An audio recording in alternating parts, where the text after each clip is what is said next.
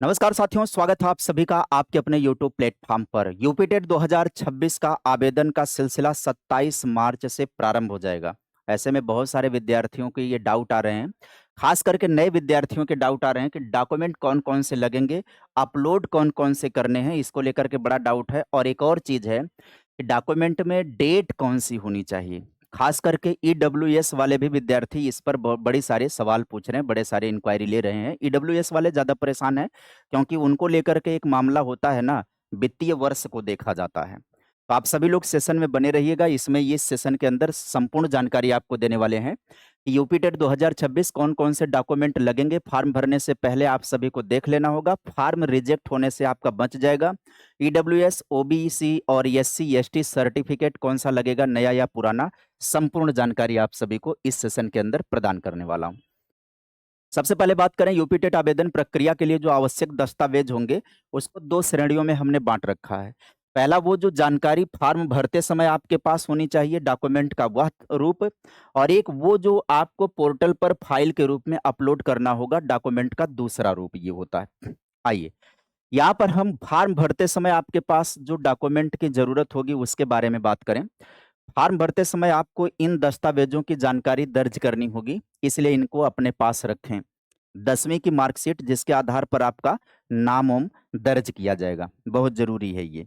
आपका पूरा नाम इसी के अनुसार दर्ज किया जाएगा, आपकी डेट ऑफ बर्थ वगैरह सब इसी के आधार पर दर्ज की जाएगी। आपके पास एक वैध पहचान पत्र होना चाहिए जिसमें आधार कार्ड है, ड्राइविंग लाइसेंस है, पैन कार्ड है, सत्यापन के लिए। ध्यान दीजिएगा यही 3 हैं, आधार कार्ड, ड्राइविंग लाइसेंस और पैन कार्ड, इसके अलावा और कोई नहीं है। तो इसमें अब कोई सवाल नहीं होना चाहिए कि सर जी वोटर आईडी कार्ड नहीं काम चलेगा क्या? तीसरा, मोबाइल नंबर और ईमेल आईडी आपके पास होना चाहिए, सक्रिय होना चाहिए, क्योंकि इन पर ओटीपी भेजा जाएगा। तो मेल आईडी हो जाए और मोबाइल नंबर, ये दोनों एक्टिव मोड में होना चाहिए। ये तो फॉर्म भरने के लिए ज़रूरी है। फॉर्म भरते समय आपके पास कौन से डॉक्यूमेंट और होने चाहिए, अगर आप अन्य कैटेगरी से संबंधित हैं, कुछ और चीज़ें हैं, जैसे आरक्षण श्रेणी प्रमाण पत्र आपके पास होना चाहिए। जैसे यदि आप ओबीसी हैं, एससी हैं, एसटी हैं, ईडब्ल्यूएस हैं या पीडब्ल्यूडी श्रेणी से हैं, तो आपको प्रमाण पत्र संख्या जारी करने की तिथि और जारी करने वाले प्राधिकरण का विवरण भी देना होगा। अच्छा, जारी करने वाले प्राधिकरण का विवरण पीडब्ल्यूडी के लिए लागू होगा। ओबीसी, एससी, एसटी और ईडब्ल्यूएस सर्टिफिकेट अगर आपके पास है, तो आपको प्रमाण पत्र की संख्या, जारी करने की तिथि, ये 2 चीज़ें आपको दर्ज करनी होगी। फॉर्म जब आप भरोगे, आपको जब आरक्षण चाहिए, जैसे आप सभी को पता है कि इस बार ईडब्ल्यूएस वालों को भी आरक्षण प्राप्त हो गया है। ईडब्ल्यूएस वालों को भी 82 नंबर पर ही क्वालीफाई होगा और एज रिलैक्सेशन भी सेम प्राप्त होगा। ओबीसी वालों को भी एज रिलैक्सेशन लेना है, एससी एसटी वालों को भी एज रिलैक्सेशन लेना है और 82 नंबर पर क्वालीफाई करना है। तो उनको डॉक्यूमेंट उनका अपने होना चाहिए। देखिए, ओबीसी, एससी, एसटी वाला जो डॉक्यूमेंट है, अगर वो पुराना है और ऑनलाइन दर्ज है वो, यानी वो ऑनलाइन उपलब्ध है, पोर्टल पर उपलब्ध है उसका रजिस्ट्रेशन नंबर, कोई दिक्कत नहीं है, आपका काम चल जाएगा।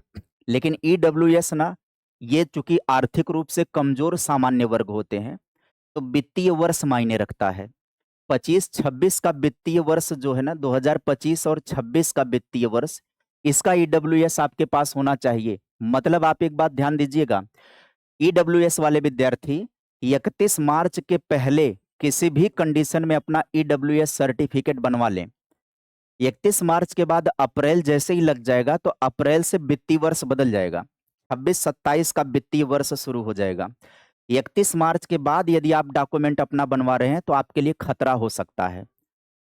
आप ना 31 मार्च तक किसी भी हाल में ईडब्ल्यूएस सर्टिफिकेट अपना तैयार रख लीजिए, तब आप आवेदन करिए निश्चिंत होकर के, कोई दिक्कत नहीं होगी। तो आपके पास नंबर होना चाहिए डॉक्यूमेंट का और जारी होने की तिथि होनी चाहिए और उस पर विवरण इतना होना चाहिए, ये बहुत आवश्यक है, इसको फिल करना है। अगर आप एक्स सर्विसमैन हैं तो आप यदि लागू हो तो पद, सेवा अवधि, नामांकन और सेवा मुक्ति की तिथि की जानकारी, ठीक है? ये चाहिए। कोई भी दिक्कत होगा, अगर इन सर्टिफिकेट से रिलेटेड और कोई इंक्वायरी लेना होगा तो आप कमेंट में कमेंट कर दीजिएगा, मैं उसको रिलेटेड अगली वीडियो बना दूंगा।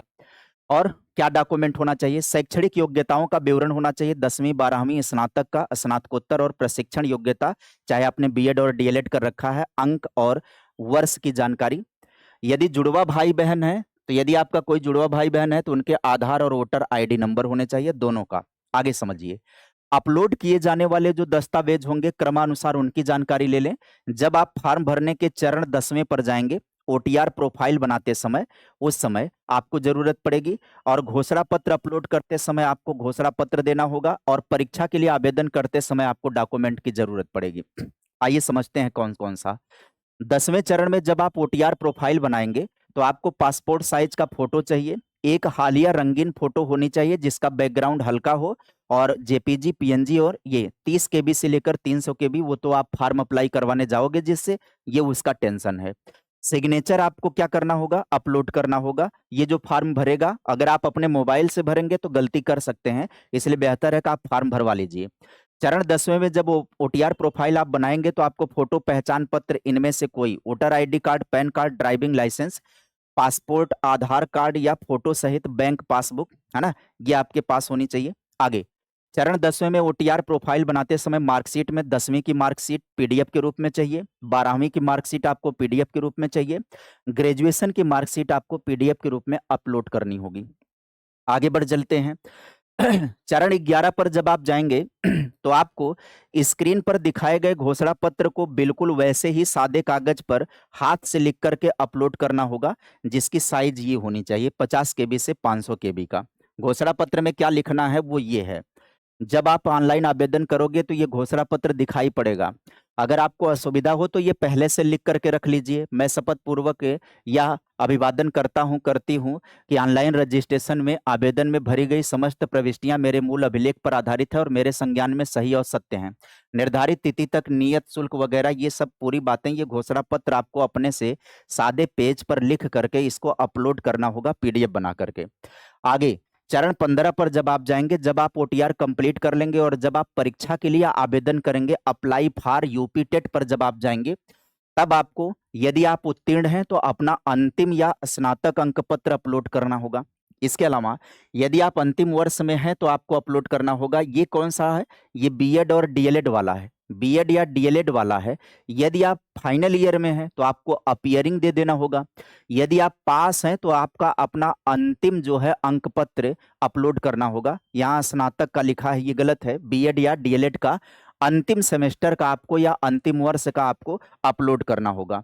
इसके अलावा चरण 15 पर आप जाएंगे तो नवीनतम वेतन पर्ची, ये उनके लिए है जो अध्यापक हैं, यानी कि यह दस्तावेज केवल उन उम्मीदवारों के लिए है जिन्होंने फॉर्म भरते समय स्वयं को कार्यरत सरकारी शिक्षक बताया हुआ है। उनको दर्ज करना होगा अपना अंतिम जो है नवीनतम सैलरी स्लिप, वहां पर अपलोड करना होगा।